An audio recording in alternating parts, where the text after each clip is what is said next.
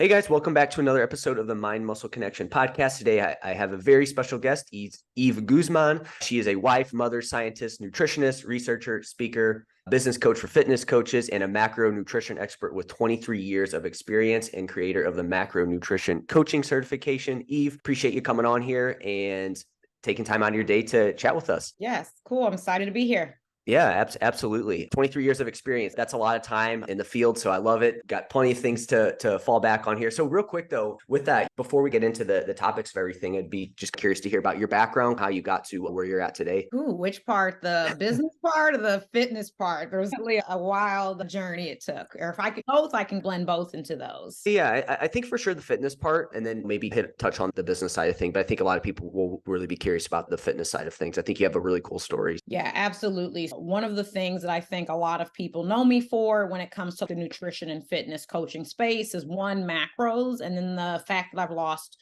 150 pounds, which is a massive amount of weight. It's not anything you can hide behind, but it was a massively large body that I used to hide from life, people, things, standing out in the limelight for a very long time. I was overweight, obese for quite some time. My BMI was about 50. My waist circumference at my largest was about 54 inches. I'm 5'1". I was almost 300 pounds, and I have been or had been overweight since I was 8 years old. When I was in elementary school, I had no idea that I was overweight until I got to about 9 or 10 years old. Of course, kids making fun of you, and you're like, wait a minute, is something wrong with me? Am I different? You don't really know till. And so most of my childhood was comprised with thoughts and comments of, she's a pretty girl, she's a smart girl, but she needs to lose some weight. And honestly, like, my parents did the best that they could at the time when it came to nutrition. They definitely weren't athletes. I ate what was like available to me. I was born to parents that went through like generational poverty. So it was a lot of processed food, quick heat up things. I don't even think I really ate very many vegetables till I was trying to lose weight myself. But I did my first diets at like age 12 or 13. I didn't know they were diets, but I was trying to restrict food. I would work out in my bedroom, and then my mom would come upstairs and she's like, why are you jumping around? And I'm like, I'm dancing. But I would be jogging and running in place to try to lose weight so I could essentially wear like all the things all the other girls were wearing when they were preteens. And so I would lose a little bit of weight, 20 pounds, feel good about it. And then I would go back to doing what I was doing, which is like traditional dieting. And I dieted all the way up to the point that I got pregnant in college with my first child. I was 19. Right before I got pregnant, I think I was 220 pounds at that point. I had been successful at one point, I think, in losing about 40 pounds, but about a year and a half after I had her and I was close to 300 pounds, I was like, enough is enough. I've got to do something. The enough is enough point for me was not being able to find clothes to wear. I was wearing the largest size you could buy. It was a size 20. I was wearing like elastic pull-on pants. And I was like, my mom wears stuff like this. I'm not 40. I'm not 50. I'm not 60. Like, I can't wear this stuff. And I was actually going through a biology pre-med program. And I'm like, I'm smart. Like, why can't I figure out how to lose weight? And I did everything. I did like the Slim Fast, the Atkins, the South Beach diet, soup diets, you name it. I've done any one of those diets 2 or 3 times, Weight Watchers. And I decided to create my own weight loss program by keeping track of the amount of calories that I was actually eating, because I just took everything back to science and started from there. It was definitely a rocky road. I had probably lost 100 pounds before I tried to lose 100 pounds. I would lose 10, gain 10, but it took me about 16 months and I lost 120 pounds. And then a little bit more after that, lost some more weight, hit the half my size point, and then ended up in People's Magazine for losing half my body weight, which got me to that 158 pound mark. Phew, that was a lot. I love it. Summarized in 5 minutes. That's awesome, though. I'm sure you probably got that story down pat now at this point with how many times you've had to tell it. But yeah, no, that's awesome. And I wanted to kind of we can maybe come back to the business talk later in terms of where you're at there. But since we're on the topic, I did really want to hit on your 150-pound journey, because I'm sure there was a lot of things that you went through during that period of time that maybe people aren't really thinking about. So I guess first, before we dive into that, what was your kind of, obviously it sounds based on what you said, the initial part before you lost 150 pounds was very challenging. Was that more challenging compared to the actual 150-pound weight loss that you lost and then kept off? Or would you say that it was just as tough during that period of time? I think the initial was the hardest because I knew I had tried so many different types of diets and I had failed at them. So my friends and family members had seen me dieting, coworkers. If anybody knows how it is when you like have your food or your lunch break in a lunch break room, everybody's looking at what you have. What do you got over there? What's this? So they know immediately when you're changing your food, when you're not coming in with Wendy's, Taco Bell, McDonald's, and then you've got Tupperware, especially if it includes fish. Everybody knows in a break room. And so the hardest thing for me was like trying again and thinking people were going to think that I was going to fail. So I kept it pretty secretive when I really got adamant about tracking my calories, which eventually led to tracking my macros before macros even became like a thing. Before MyFitnessPal apps, before Macros First, I was writing everything down on pencil and paper, but it was hard because I was in my young 20s and everybody was partying, having a good time. Weekends were meant to go out and eat, have wings. My husband was a football player, so like wings, chips, and everybody was watching me count chips and had no clue why I was doing it. So like the start of it was actually the hardest, but I went through different phases of I'm not losing weight anymore. And I went through a phase of I've lost the weight, but I don't look like what I think I should look like. And then not gaining weight back and then getting pregnant again and getting to 200 pounds again and losing some of the weight again. Like it goes on, but initially that was the hardest part. And in that 150, was that over, I think you mentioned, was it a 16-month time frame that you lost the 150? It was 120 pounds in 16 months. Okay. And then I got to that weight, celebrated, and then we were pregnant with our second kid. Okay. So then I gained 40 pounds and then I got back up to 200 pounds. And then I lost that weight again, stayed there for a while, and then got inspired by People's Magazine to get to the half my size point. So that's when I pushed further to lose the last 20 pounds, but it turned into about 40 when I became a figure competitor. Okay. Oh, so we have that in there as well too, which I'm sure we'll touch on that. So in that initial like 120, did mention that just getting started and making that change again and like having that judgment. What were some other big struggles in that initial 120 in terms of hunger? Was it lifestyle, environment, anything like that you noticed there with that aspect of it? Lifestyle for me was big because I was still finishing up college and then I was getting ready to go to graduate school. And it meant like shifting my priorities, which was something that I had never done consistently in my life. So instead of saying, I'm tired, I want to go home and watch TV, it was like, no, you got to go walk. No, you've got to go to the gym. It was really hard to switch gears and breaking lifestyle habits that I had, which is what we see with our clients mostly, and like prioritizing other goals while I'm watching everybody else have fun. Also doing things like buying my gym membership in full for the year because I knew if I didn't when I had the money, I wasn't going to be able to afford it when I went back to graduate school. And then once you don't have any money, it's harder to commit. So it was like changing all of my priorities. Lifestyle. When am I going to the gym? Do I have something set up in place where someone was watching our daughter because we still were both in college for me to be able to work out, me to be able to go to class, my husband be able to go to class, practice, travel, football, like everything. And I had to like change what I wanted to do to get to the ultimate goal and break habits that no one had ever taught me. At that time, I did it completely alone. I didn't have a coach. I didn't have a coach until I became a figure competitor, but the lifestyle was the hardest. And the next was the food because I only knew how to cook like soul food. I only knew how to like fry. I knew how to fry everything. You name it, cheesecakes, desserts, fried chicken, fried fish, anything in batter, fry. And it was like bait. Air fryers were not around. Not then, not yet. But it was like bake everything. And it was like switching from chicken thighs and chicken legs to chicken breast. Having fish. Oh my gosh, that was like hard because I wasn't eating fish. Not that way. It was fried. It was good. But like having broiled fish, oh my gosh, those were the hardest things. Lifestyle and then learning to eat differently. Because when I started tracking all my calories, I was eating the same food. And I tell people this all the time.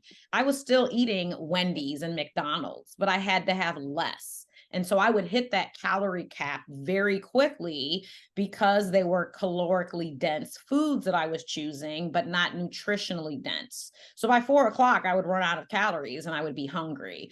So then it was like, okay, green beans instead of French fries. So lifestyle and then food were the biggest things. Did you find that like on the way down to hunger, what was a big thing as well too? I know you did mention just there that the calorie density of things that you had to change. That was a big change, which I'm sure that you see that's probably a big mistake that people make there with that, is they do probably try to fit all their calories with like tasty type foods, and then you do get super hungry. But obviously in the weight loss process, your hunger is going to come up. So was that something that you had to deal with as well during that period of time? And if so, how did you manage that aspect of it? Yeah, the hunger was a huge issue because initially I set my calories way too low.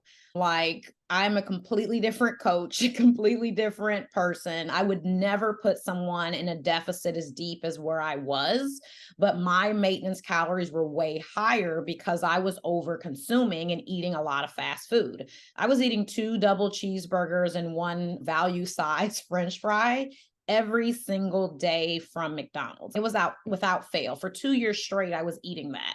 That was like my go-to, my comfort food. It was like $3.16 or whatever it was with tax. I could literally pay for it in quarters as a college student. And when I went down to a lower calorie intake, I was hungry a lot. And so one of the things that I started doing was, oh, I can eat a salad. I don't really want like all of the vegetables, but let me eat a salad before dinner to try to hold me off. And then I was like, man, I can't have cheeses on the salad. I can't have the same dressings. And it was like, okay, lower calorie salads. And then I was like, I love that salad dressing. So then it was like, okay, what's in the meal that I'm not being able to really get as much fullness out of? So I had this huge switch from having more fiber, more vegetables, drinking more water, also watching the times of days that I was working out. Where was my meal timing? Like things that I was trying to proactively do to ward off the hunger, because I didn't know that was going to be a hard battle. But the biggest things was changing the types of foods I was eating. That way I could double my food volume. Yeah, the food volume aspect is key. That can obviously offset some of that hunger there that you have with it. So obviously losing 150 pounds, like I think, again, a lot of the kind of advice out there is just, hey, eat less, right? Move more. And I'm sure that's a very simplified version of it. What are maybe some things that like people don't think about while they're in that, right? Like where can maybe that advice go wrong? And yeah, I guess what are some things maybe people don't think about in terms of losing 150 pounds and like what goes into it? Yeah, just some common overlooked things there. So all the common overlooked things happened to me. And it's like the part of the story nobody likes to talk about when people follow people that have lost as much weight as me. So a lot of the things that people will end up running into when they're trying to move more and eat less are things like hunger levels going high, the ability to burn as many calories when you're doing certain types of exercise, that changes. Also, losing muscle mass while you're trying to lose mostly fat, it's going to happen. You're going to lose some muscle when you're in a deficit, hitting a plateau. And I can go into all these a little bit more. Hitting a plateau and not losing any more, whether that be inches or pounds or both. Also, dieters fatigue. Like you get tired of being on a diet. No matter how filling your foods are, you're going to see somebody else's steak and want to just jump on their plate. Like I could smell when my husband would bring other foods in the house that were too high in calories for me to eat that day. And I would have to go into another room. And I wanted to just go, fuck it all. I hope this is an explicit podcast, minus. You can say whatever you want. I wanted to just say, fuck it all and just eat everything. I wanted to give up. Like when my friends were doing other things and I got to go walk and lift, I didn't want to do those things. And then also navigating how long the diet should be.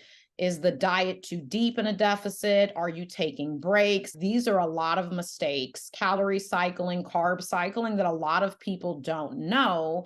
And when I was losing the weight at that point, there wasn't a lot of science-based research that kind of showed what's best, where will you have some pitfalls, and what actually to do. I was actually lucky that I made it all the way through and lost that weight because I was not taking diet breaks like I should. I was not going up to maintenance like I should. I didn't reverse diet. Like I wasn't calorie cycling. Sometimes I would have a cheat meal or like an untracked day, but it definitely wasn't enough for the amount of weight that I needed to lose. Definitely know better now. I definitely wouldn't diet that deep. I wouldn't go that long without coming back up to maintenance. And I wasn't even lifting heavy enough. Like I thought I was lifting heavy. I was not. And this can happen for both men and women. It doesn't just have to be a women's thing, but I was not lifting heavy enough. I started off with these little cute 5-pound pink dumbbells. Like that shit was not going to cut it. And I definitely wasn't eating enough protein.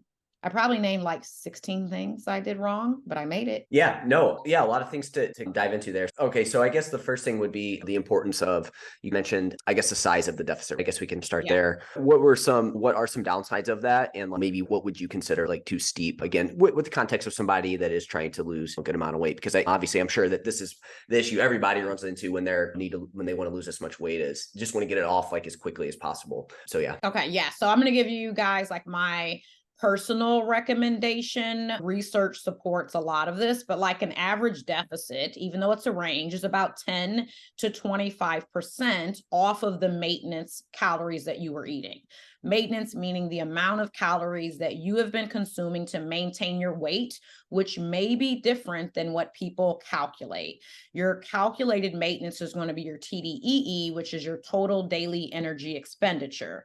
The math in that calculation may not be what you're eating. So you definitely have to track for a week or two and see, are you above that, right there, below that? 10 to 25%, depending on how much weight someone has to lose, their body fat percentage, their BMI will dictate how deep to go.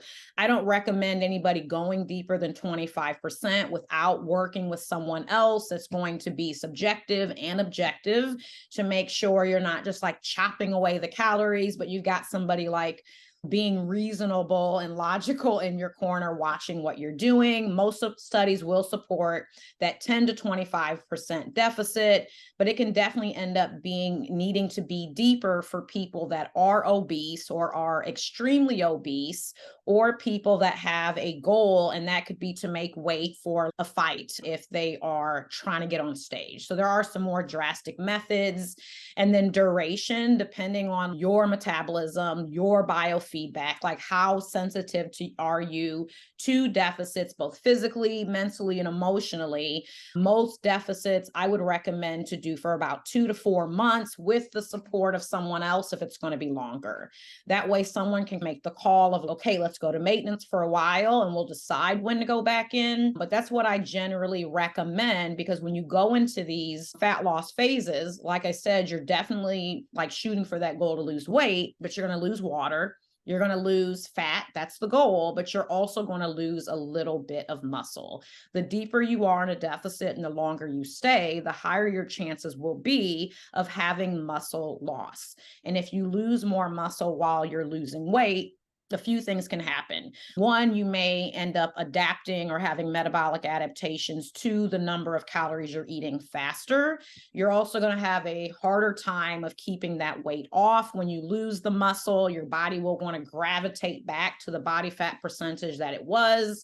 You're not going to be able to eat as many calories if you're losing muscle mass, and you're like flat out not going to look the way you want to look. You'll just be a skinnier person, a skinnier version of who you were before that deficit. Yeah. And I always find, and maybe you can relate to this too, I always find that the people that do it that way, they always want to keep losing that next, like just 10 to 15 more pounds as well too. They always feel like they just need to keep going from there as well. Yes. Always. Like I got to that point and I was like, I made the goal weight, but I don't look anything like I want to look like. I was like, I just look like a smaller version of who I was. And I was like, should I cut some more?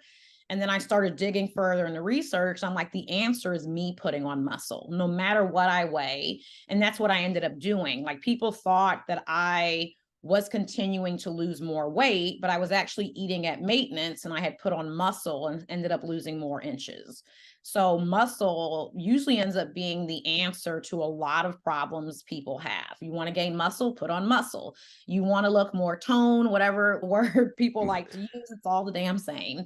Muscle is usually the answer. If you shift your focus towards gaining muscle, you're probably going to lose fat. You're probably going to lose weight. Your energy levels will be higher. You'll be able to eat more. Your blood sugar is going to be in check. You're probably going to lower your blood pressure. Like, muscle ends up being the answer for a lot of our problems. Yeah. And sum that one up. You mentioned, hey, a smaller deficit that's going to be helpful from the muscle standpoint. It's probably just going to be easier for you to adhere to as well there. And then the duration of it as well too. That's important to look at. You said about every 2 to 4 months, or you would do like a fat loss phase for about 2 to 4 months. And then from there, you're going to cycle somebody back to maintenance. So obviously this is going to really depend on the person, but what are you looking at there with that? Like 10 to 20% of body weight? Do you have this like number in your mind that you start to notice where, hey, this is probably a good time to start to go back to maintenance? Or are you going off of that and biofeedback, or what?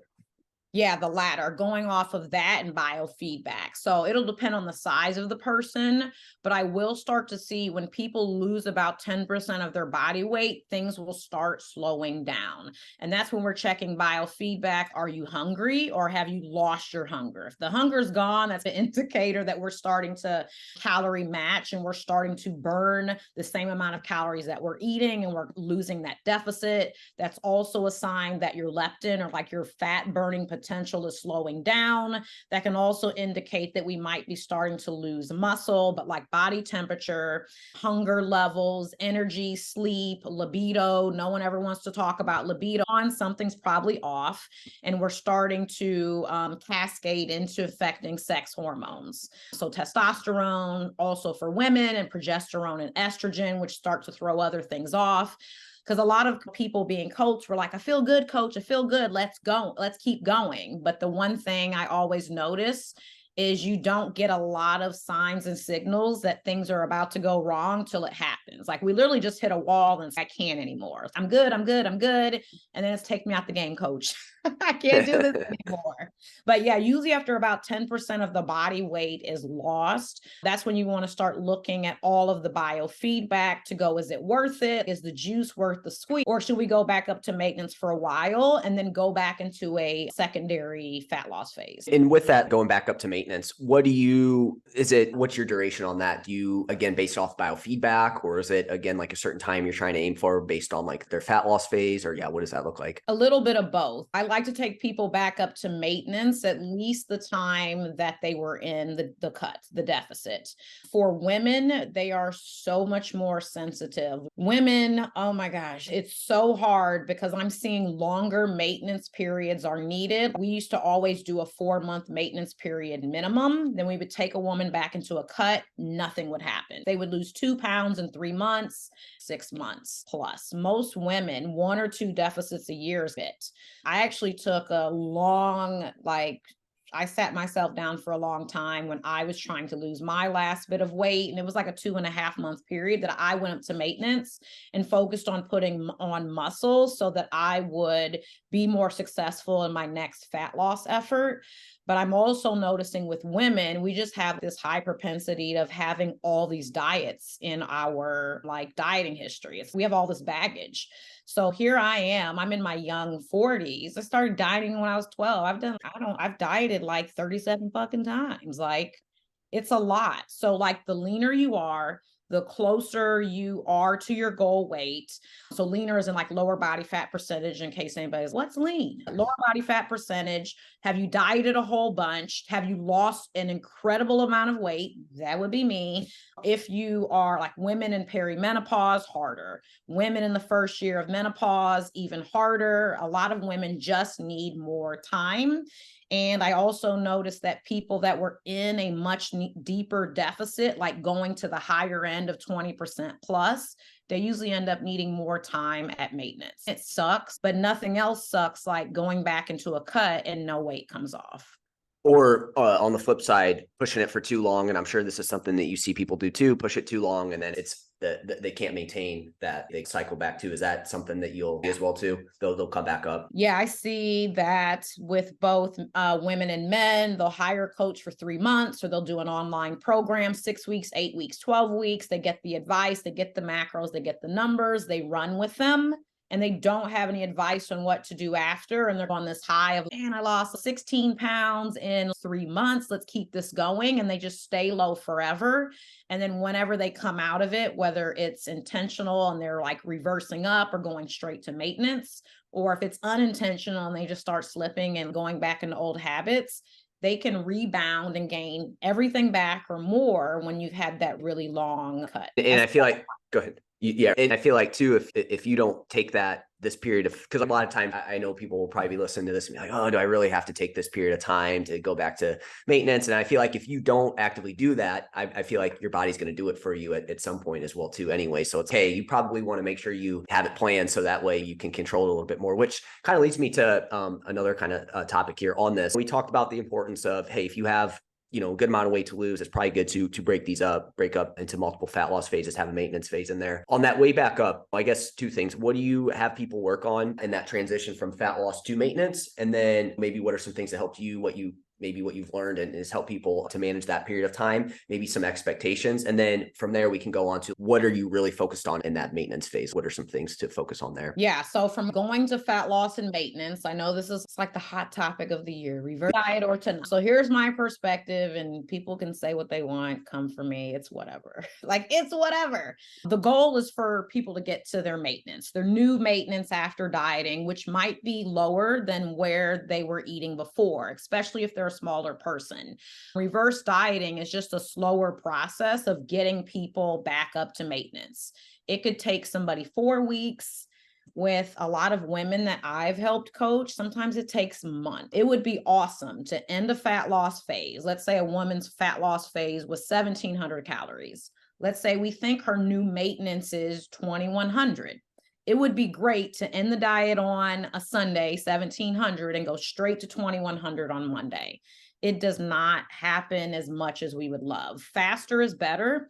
But what I've noticed, a lot of people are afraid to regain the weight. Yeah. And so I can give you 2,200 calories, but will your clients actually do it? It's hard. Like, it's a mind fuck to go, oh my God, if I lost 9 pounds, am I going to gain everything back? And so we'll see like mindset issues. We'll also see digestive issues. Some people don't not go back up to maintenance because they're afraid to gain weight. Some of them are not used to taking on higher volumes of food, and then they have to make that adjustment.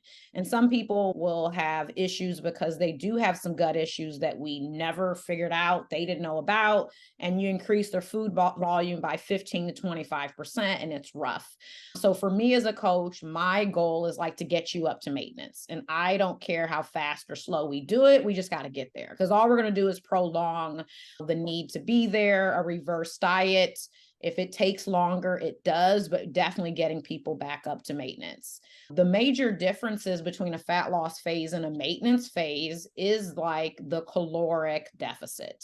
Workouts should be much similar. Like when people go into a fat loss phase, I believe, this is my opinion, they shouldn't be changing their workouts drastically. You want most of the fat loss or weight loss coming from eating less calories and then using cardio, extra steps as a tool to pull out of your tool belt and increase as you go. So like ending a maintenance and starting a fat loss, you don't want to add in 4 30-minute cardio sessions. You just inch them in. Maybe it's 1 times 15 minutes. Maybe the next week it's 2 times 10 minutes, but inching them up.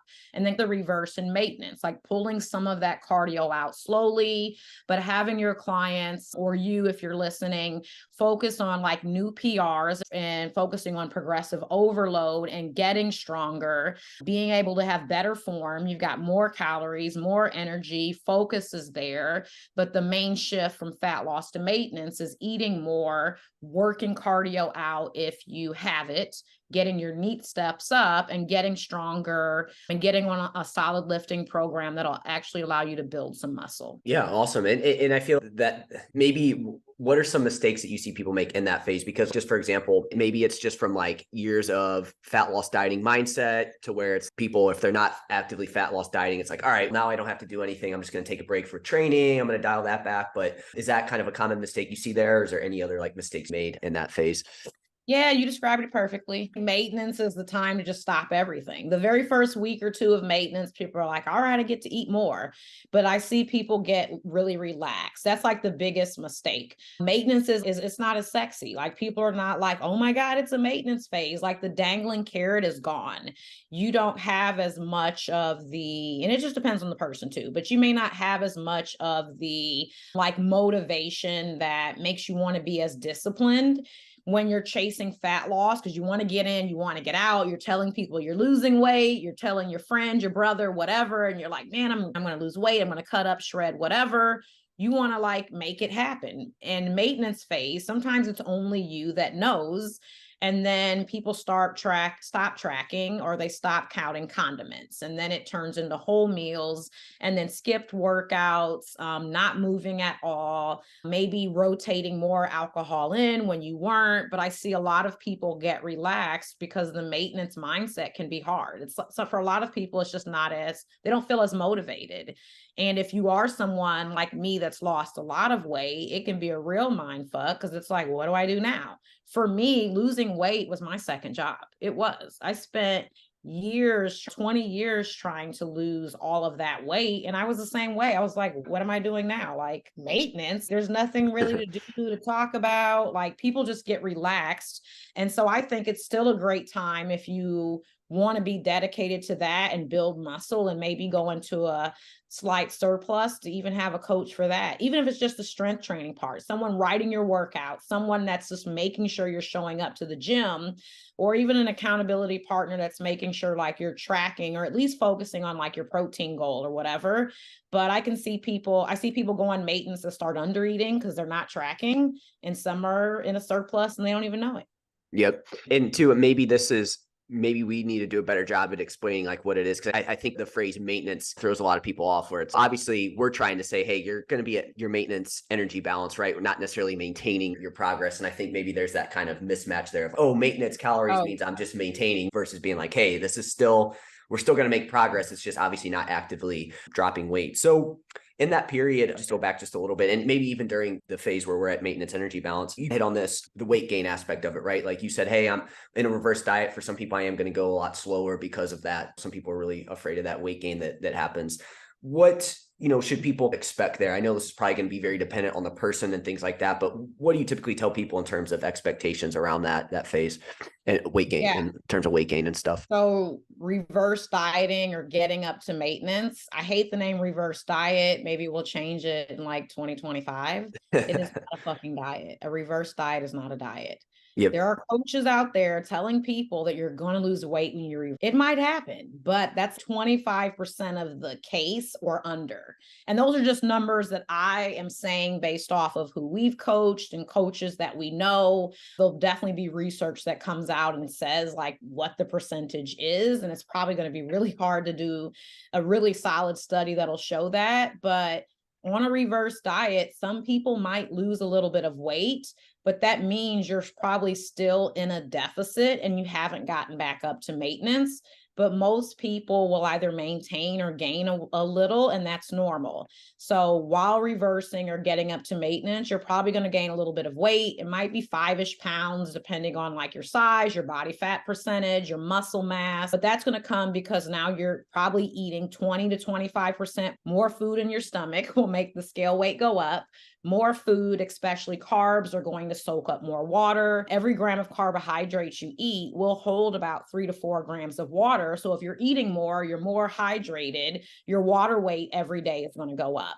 So you're going to be a little bit heavier. You should, because you've got more food coming into your body. You're eating more calories, but a lot of people will back down from maintenance when they see the scale go up some and don't want to stick it out and let things balance out. And usually the scale will go back down a little bit if it goes up a few pounds, but most people will gain a little bit of weight, but a lot of people will look better because they've got muscle glycogen. You can actually see your muscles like being pumped up. You're building more muscle mass because you're not in a deficit, especially if you're not new to lifting. It's harder to build muscle, period. Like that trajectory of muscle gain goes down the longer you're not a newbie, especially after your first 2 years of becoming someone that lifts and does strength training. And so that's the time where, a little more food, a little bit more of weight is better. And we want to see your muscle mass go up, but you're probably going to gain some weight. That's normal. And I'm sure that's all part of the journey too, is like getting over that like mental side of things with the scale weight and probably teaching people that, hey, it's not everything. It's also your looks super important. And I'm glad that you hit on too. Hey, even if you do come up a couple pounds, you're probably going to look better. That weight that's coming back, it's going to look a lot different than it did when you were that weight previously as well too. So cool. Was there anything else that maybe we missed out on in terms of like biggest struggles or anything like that? I think we really hit home the importance of weight training and making sure that, hey, you do this in phases. Was there anything else maybe from your journey that you want to share that you think people don't think about or they struggle with in this process? Yeah, I would say like body image and when you lose this much weight and then you look in the mirror, it's hard to see the new person. And so a lot of people, that can mess them up in ways of, I should lose some more, because you may not look like, let's say you've went from 250 to 150. You may see a 180 person in the mirror, and then you're still chasing more weight loss. You may not need to, but you can't catch up with it. I would still go into stores and pick up like a size extra large shirt when I needed to pick up like a small or a medium. And then I would bring them home, put them on, and my husband would be like, that shit's too big. What are you doing? And I'm like, is it? And there's like a lot of body dysmorphia. And then even for people that lose just 10 pounds or 20 pounds, you can get caught up in, damn, that was my leanest. And then you're wanting to chase like the leanest version of you. Like for me, I got down to 10% body fat when I was doing figure competitions, and I paid heavily. Let me tell you, I paid the fucking price for that, but I wanted to do it. Like, I just wanted to show women that had been my size, like, you can get on stage, you can compete if you want to. But that was like a mind fuck for me too, because I was chasing in my mind. I looked great then. I look at those photos now and I'm like, damn, I was like a bag of bones with muscle. And you really can have like a lot of mind fuckery going on when you lose any kind of weight. And you will have to get to a phase where you have to focus on being your healthiest and being your strongest, and not always chasing the lean version, because it's not always worth it. Giving up more food and then being tied to the treadmill or the Stairmaster. Like, a lot of the times it isn't worth it. And it can trickle into things that you can't see until you do things like lab testing. So like body dysmorphia, body image stuff, it can definitely come up. Yeah, no, that's a good point you bring up. A lot of times people just see what people look like in pictures and think, oh, that's what I want to do, but they're not really taking into consideration the things that they're going to have to do to get there. And maybe just because somebody's has that picture doesn't necessarily mean they did it in the healthiest way. They might not feel the greatest. And that can be hard to, I feel like, for sure, relate to and think, oh, that's what I want. But then it's, do you actually want to go through those things? And is that going to be best for your long-term health? So yeah, no, I'm glad you brought that aspect up. So cool. I want to end the rest of our conversation today around macro tracking. I know you have your macronutrition coaching certification. And so I know you're a big proponent of macro tracking. So I guess how I want to position this is, you did mention that was something that helped you in your journey, right? And I feel you'll get this two different camps when it comes to it, right? Oh, you don't need to track anything like that. Why would you do that? You don't need to get into a calorie deficit. You don't need to track your calories or your macros or anything like that. Then you have some people that obviously I think it's a great tool. So I'm just curious, why do you fall on that side? Or maybe you don't, but I'm just curious to hear where you stand there with that. Yeah. So I love macros, and that was the thing, plus strength training, that ultimately changed my body to get it the way that I wanted to look and really optimize my health years ago. But I do not spend all of my time tracking. And when people hear that, they're like, oh, everybody calls you like the macro queen. You've got the macro cert. Now I only track 3 months out of the year. But tracking has allowed me to become very like intuitive with my portions. I can maintain my weight plus or minus 4 pounds pretty easily, but it's because I've been tracking calories and or macros for so long. Like I know at the end of the day if I've under eaten protein, like I know what portions should look like for me. I know what to order at the restaurant. I know when to put my fork down, that type of stuff. But macro tracking was the best option for me. Calorie tracking gave me the deficit, but it did not give me the look that I was looking for because I was under eating protein. So like calories is definitely going to drive your overall body weight on the scale, but macros can help greatly influence your body composition. Of all the macros, protein, of course, is going to be the most important. It's going to help with your metabolic rate, your fullness, muscle hypertrophy, not losing muscle when you're in a fat loss phase. So if it came down to someone going, I really am interested in macro tracking, but I don't want to do it just so precisely as you can get a great result still with just calories and protein. We have a lot of our beginners start with calories, couple weeks in, and they do calories and protein. Sometimes they don't track all three macros till 6 or 7 weeks in, but really focusing on that protein, whether it's like down to the gram of a goal every single day, or doing like the hand portion method each day and making sure it's there, will help ensure that you're getting enough to feel like you want, look like you want, and shoot for that goal on the scale. As of should I track or not track to lose weight, everybody's different. Some people just have a more sensitive body type. That's what I call it. That's me. I'm not someone that can like just go, I'm going to cut carbs out of one meal, kind of tighten things up and lose weight. I would love that to be me. That shit ain't going to happen.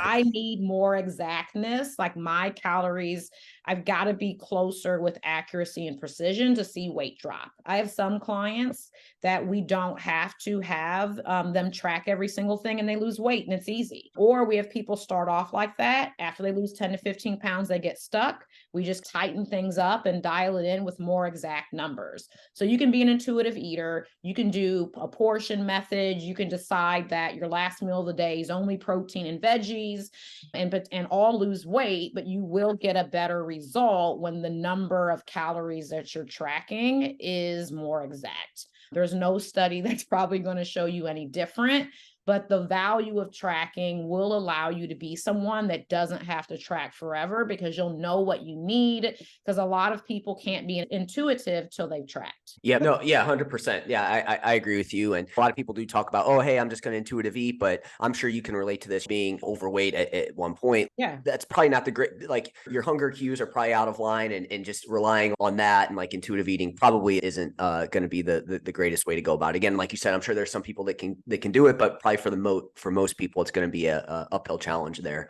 at that point. Yeah, absolutely. My mind will say, have the Doritos in the cake. Yeah. My intuition. For people that say, oh, it didn't work for me. I tried to track calories or macros, right? Obviously, we're talking specifically macros here. It didn't work for me. I tried this, that worked. What are maybe some common mistakes that you see people make here with macro tracking? Yeah, so consistency and accuracy are probably the biggest ones. Some people will go, I've tracked, and then I'm like, okay, what's the weekend look like? Oh, I don't track on weekends. I'm like, if your goal was weight loss, you might have easily ate your deficit back that weekend. I'm a smaller person. 200, 250 calories will easily pull me out of my deficit and get me closer to maintenance. I can eat 250 calories. I did a graphic on this a couple years ago. 250 calories, maybe depending on the type of like chicken wings that is, maybe that's 3 or 4 wings. I can eat 3 or 4 wings in 2 minutes. 2 minutes, I can eat back and if I intentionally or unintentionally, like I forget to track it, then macros probably wouldn't work for me. But it's a lot of people are missing the consistency and the accuracy part. So consistency, tracking all of their meals, all of their snacks, bites, licks, tastes. I call them BLTs. Those get people while you're cooking, you're tasting. I do it. While I'm cooking, sometimes I'll eat like some Cheez-Its. That adds up. Cheez-Its every day, all week. Those are like huge things. A little bit of chocolate here or there, a bite of this, a bite of that. Especially if someone has kids, like their kid finished dinner, there's one chicken nugget left, they eat the chicken nugget. They're like, I don't want to waste it. That chicken nugget's like I don't know, $1.25. Chicken nuggets are like so inflated right now. Like all the chicken products are inflated. So those are the big things, not tracking bites, licks, taste, not tracking alcohol incorrectly. The drinks that say they're 1 or 2 or 3 carbs, they're not. They're probably more like 25 grams of carbs. Alcohol will say that there's no carbs or there's no fat or there's very little, but you have to take the math of how many calories are in the drink and track it either as carbs or fats or a blend of both. That's a big one. We'll find out that someone's had 3 glasses of wine and I'm like, damn, you went way over on your carb macros. They're like, no, I didn't. And I'm like, yeah. When you say a glass of wine, was it like the 3 or 4 ounces they give you at the fancy restaurant? Or is it 6 to 7 ounces per glass? And you actually undertracked 4 glasses of wine. Those are the big ones. The other big thing is like measuring volume versus weight. Volume is going to be cups, tablespoons of barbecue sauce, cups of rice, a fourth a cup of this, tablespoon of butter versus grams or ounces of meat, butter, sauces, all of those things. So like 1 cup of rice or a half of cup of rice, whatever it is, let's say it's X amount of calories, but if you weigh it, it might be 75 more calories. Or are you packing the rice into the measuring cup and getting more rice on your plate than really what a half a cup might equate to when it comes to grams? So I'll see people be off every day by 150 calories or generic things that they'll put into like chicken sandwich.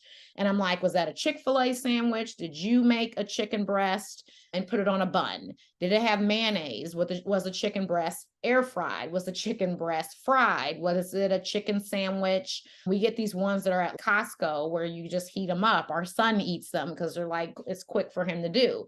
What kind of chicken sandwich is it? Was it 800 calories or was it like 350 because you made it at home? So those are like the biggest mistakes when people are like, it didn't work for me. And then the other one is not pre-tracking. They get their macros, they think they're on top of the world, and they're like, yes, I'm about to kill it. I'm going to do this, that, look like this, lose weight. They don't pre-track anything. They just eat like normal.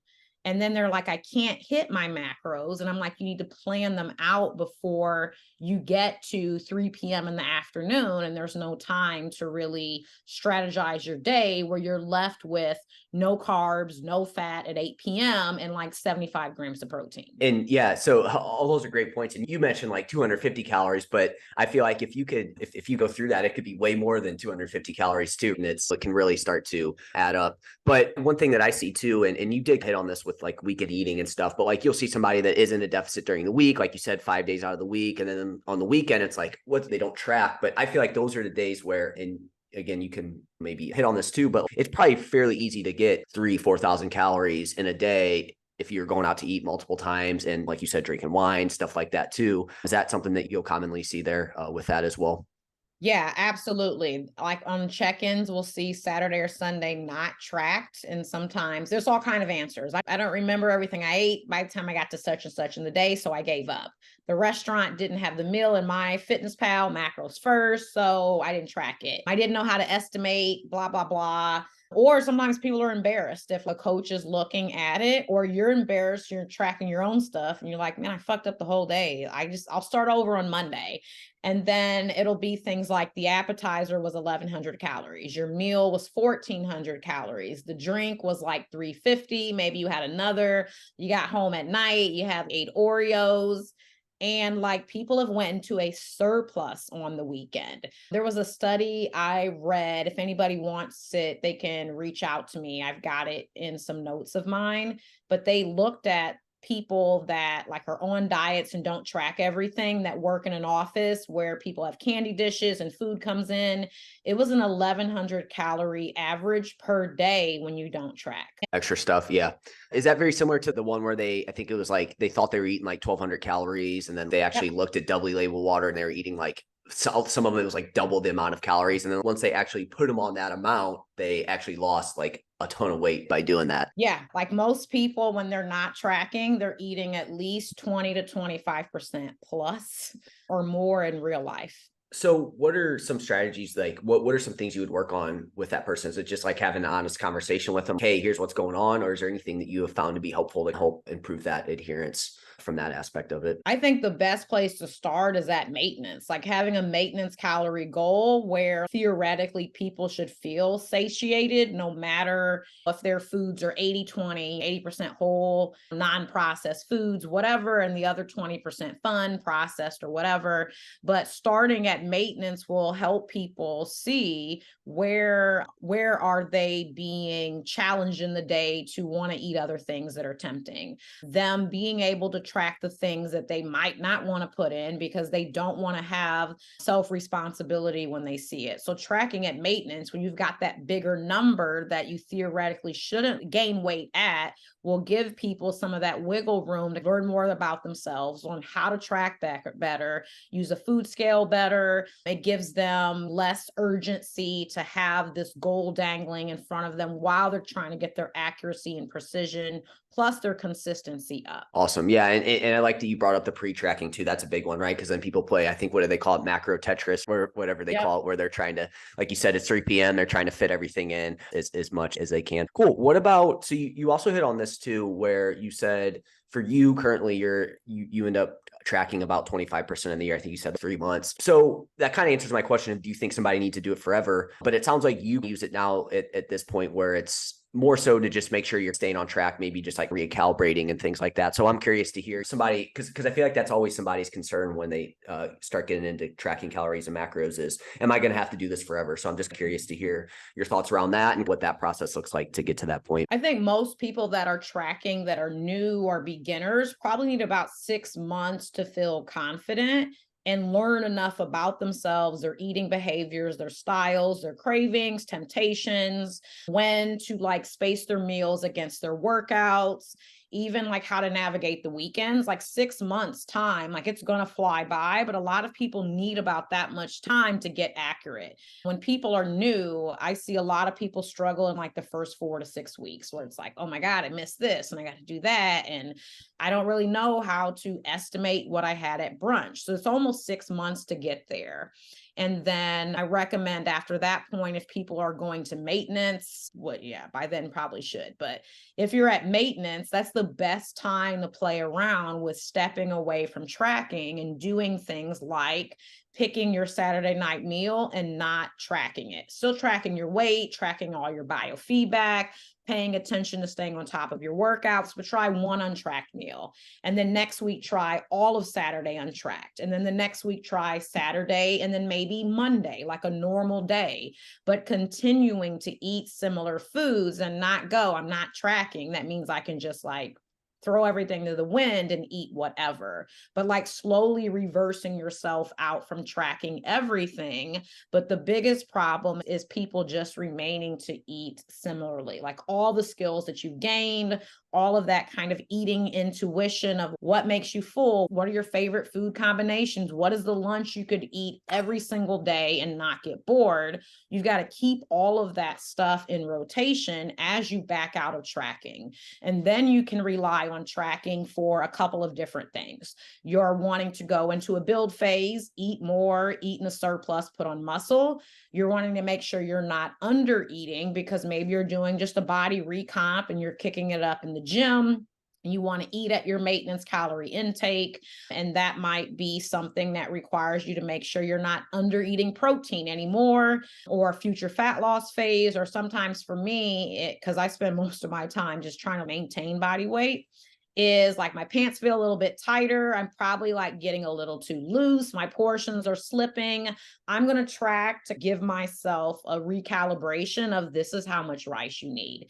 This is how much chicken. And then once I'm reset, then I go back and I stop tracking. Yeah, that's very similar to how I do it at this point too, where it's I'll use it more as like a recalibration, right? So it's like I'm going into a fat loss phase. Hey, let's do this for about a week, see where you're at. And then if from there, just let it roll for a little bit. And then once things slow down, hey, maybe I need to probably start tracking again and whatnot. And I have found that to be super helpful. But I also think too, like you said, it doesn't necessarily have to be all or nothing with it either. It could just be, hey, maybe you track a couple times a week. Maybe you just track calories and protein. I think a lot of times people think in this all or nothing kind of thought process, and getting away from that is probably going to be helpful there with that. So cool. Was there anything that we missed in terms of, or anything else that maybe you want to hit on, or maybe some things that any other like misconceptions around it or anything like that? I would definitely say app wise, if people are looking for an app that they like, I think the Macros First app is great for beginners because you do play less macro Tetris, and it will allow you to put your macros in that you want to hit for the day.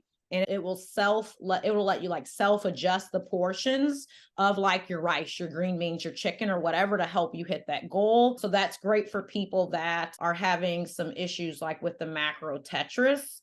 And then also, if you're a new macro tracker, don't have 5,000 recipes like ready to roll.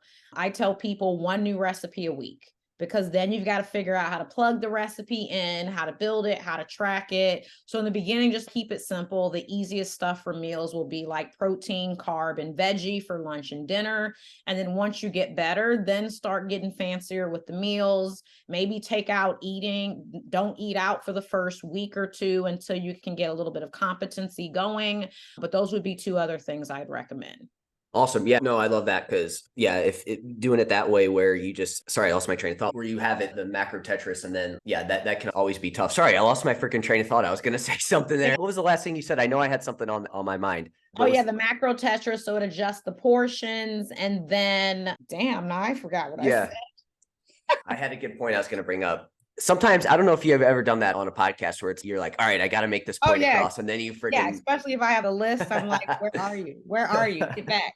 Oh, that sucks because that was a good point that you brought up there. We're coming up on an hour here, so I want to be respectful of your time. A ton of great information here. Is awesome to dive into your history and just your journey because I think it's super helpful. And we went through a lot of things that maybe people haven't thought about with losing weight. So before I let you go, is there anywhere where you want to lead the audience to, or where they can find you, or anything like that, or courses or anything like that you want to share? Yeah, you guys can find me on Instagram at Eve Guzman Official. So I'm on there every day. I love stories. I've been on Instagram for 9 years. We also have a separate page for macro mentorship, which is geared for coaches that want to help people and create a business. And it's at Macro Mentorship, and we'll be enrolling again in October. And there's always tons of freebies on my page, like a how to track macros guide. There's always something free that people can download just to help them get to their fitness and nutrition goals a little bit quicker. Awesome. Yeah, we'll make sure we have that in the show notes. And Eve, again, appreciate your time. And this will be a great episode. And we'll look forward to talking to you again in the future. Cool. Thanks.